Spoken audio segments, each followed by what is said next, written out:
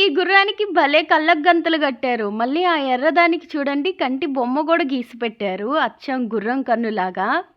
మామూలుగా గుర్రానికి కళ్ళెం వేయడం అంటారు కదా! అది ఇదేనేమో!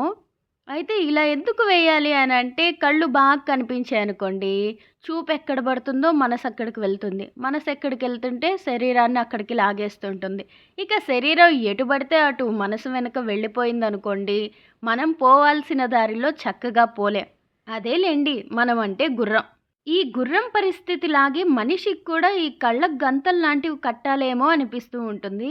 ఎందుకంటే ఏది కనిపిస్తే దాని వెనక వెళ్ళిపోయి, అసలు ఎలా వెళ్ళాలో, తన దారేంటో, తన మార్గమేంటో, గమ్యమేంటో ఇవేవి ఆలోచించుకోకుండా అటు కాస్త, ఇటు కాస్త బ్రతికేస్తుంటాడు కదా!